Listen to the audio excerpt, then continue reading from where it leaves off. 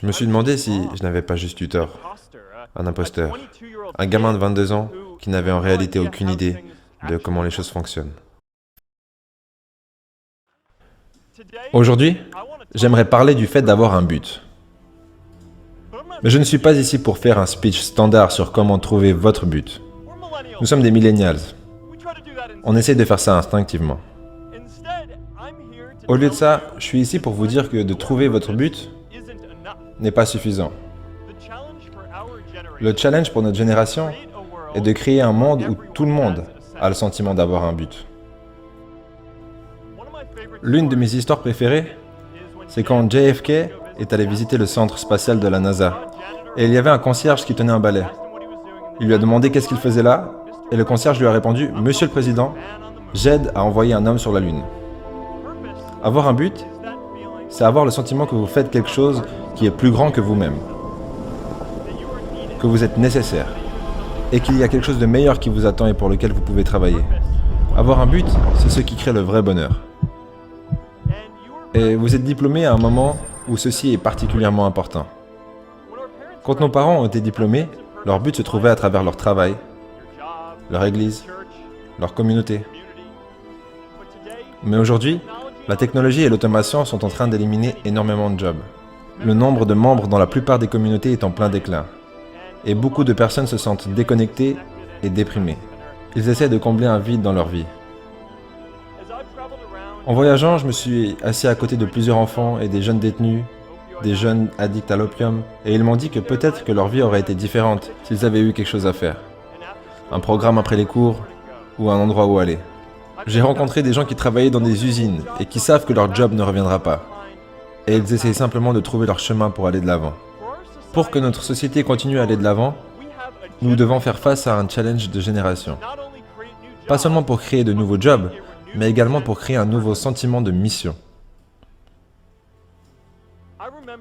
Je me rappelle de la nuit où j'ai lancé Facebook depuis ce petit dortoir dans la maison de Kirkland. Je suis allé à Knox avec mon ami KX et je me souviens être en train de lui dire que j'étais enthousiaste à l'idée de connecter la communauté d'Harvard, mais qu'un jour quelqu'un connecterait le monde entier. Le truc, c'est que je n'aurais jamais cru que ça pourrait être nous. On était juste des collégiens. On ne connaissait rien à ce sujet. Avec toutes ces sociétés technologiques immenses et toutes leurs ressources, je suis juste parti du principe qu'ils le feraient. Mais cette idée était tellement claire pour nous. L'idée que les gens veulent être en contact.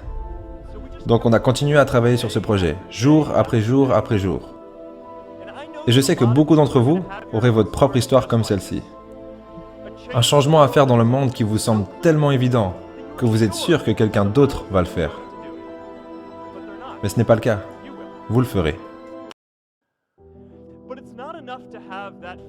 Mais ce n'est pas suffisant d'avoir son but. Vous devez également créer un sentiment de mission pour les autres. Et j'ai compris ça à la dure. Vous savez, mon but n'a jamais été de créer une société. Je voulais avoir un impact. Et avec tous ces gens qui commençaient à nous rejoindre, j'en ai conclu que c'est ce qu'ils voulaient aussi. Et du coup, j'avais jamais vraiment pris le temps d'expliquer ce que je voulais vraiment créer. Après environ 2 ans, de grandes sociétés voulaient nous racheter. Je ne voulais pas vendre.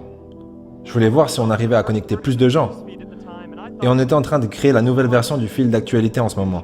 Je me disais, si on peut juste lancer ça, ça pourrait changer la façon dont on a de se tenir informé de ce qui se passe dans le monde. Mais presque tous les autres voulaient vendre. S'il n'y a pas un plus grand but derrière tout ça, c'était le rêve de toute start-up qui venait de se réaliser pour nous. Mais ça a dessoudé l'entreprise.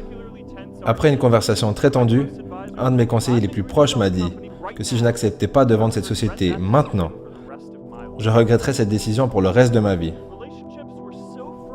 Les relations sont devenues tellement froides qu'après environ 1 année, toutes les personnes de notre équipe de management étaient parties. Ça a été le moment le plus dur pour moi chez Facebook. Je croyais en ce qu'on faisait, mais je me sentais seul. Et le pire, c'est que c'était de ma faute. Je me suis demandé si j'avais pas juste eu tort. Un imposteur. Un gamin de 22 ans qui n'avait aucune idée de comment les choses fonctionnent réellement.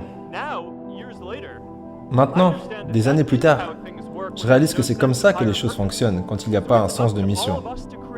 Donc c'est à nous de le créer, pour que nous puissions tous aller de l'avant, ensemble.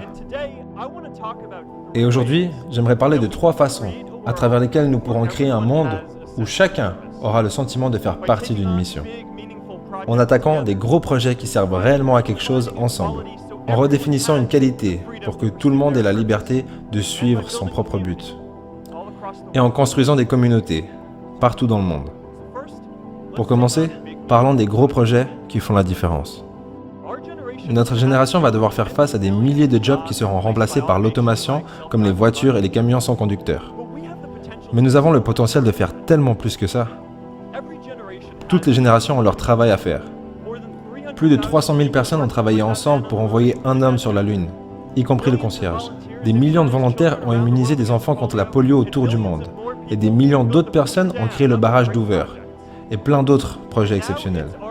Et maintenant, c'est au tour de notre génération de réaliser des choses exceptionnelles. Maintenant, je sais, vous vous dites probablement, mais je ne sais pas comment construire un barrage. Je ne sais pas comment rassembler 1 million de personnes pour quoi que ce soit. Alors, laissez-moi vous donner un secret. Personne ne sait quand il commence. Les idées n'arrivent pas entièrement formées. Elles deviennent uniquement claires lorsque vous commencez à travailler dessus. Tout ce que vous avez à faire, c'est commencer.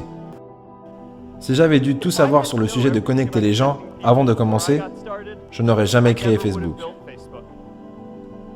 Les films qu'on regarde ont tout faux. L'idée de ce moment où vous crierez « Eureka !»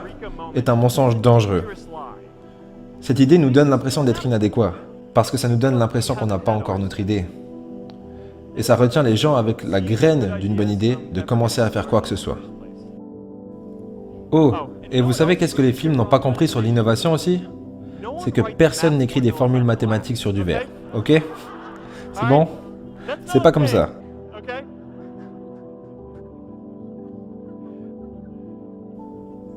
C'est peut-être bien d'être idéaliste, mais soyez préparés à être incompris. Toute personne qui travaille sur une grande vision sera traitée de fou, même s'il finit par avoir raison. Toute personne qui s'attaque à un problème compliqué sera jugée coupable de ne pas tout comprendre, même si c'est impossible de tout savoir dès le départ. Tous ceux qui prennent des initiatives seront toujours critiqués d'aller trop vite, parce qu'il y aura toujours quelqu'un qui sera là pour essayer de vous ralentir. Dans cette société, nous n'osons souvent pas attaquer des grandes choses parce que nous avons trop peur de faire des erreurs. Alors nous ignorons toutes les choses qui ne vont pas aujourd'hui et ne faisons rien. La réalité est que tout ce que nous faisons aujourd'hui créera des problèmes dans le futur. Mais cela ne nous empêchera pas de commencer. Alors qu'est-ce qu'on attend? C'est le moment pour notre génération de trouver quelque chose de bien à faire. Pourquoi pas stopper les changements de climat avant que notre planète soit totalement détruite? Et réunir des millions de personnes pour créer et installer des panneaux solaires. Pourquoi pas stopper toutes les maladies et impliquer les gens à être volontaires en leur demandant de partager leurs informations de santé et leur génome? Vous savez, aujourd'hui, notre société passe 50 fois plus de temps à traiter les gens qui sont malades que de temps à trouver des cures pour que les gens ne tombent pas malades en premier lieu. Ça n'a aucun sens.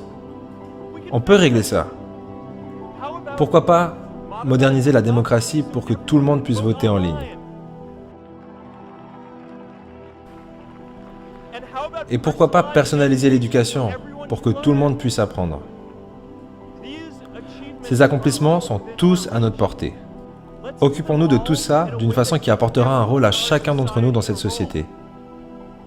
Faisons de grandes choses, pas uniquement pour créer le progrès, mais pour avoir un but. Donc s'attaquer à de gros projets qui ont un réel sens est la première chose que l'on peut faire pour créer un monde où tout le monde aura le sentiment d'avoir une mission. La deuxième chose est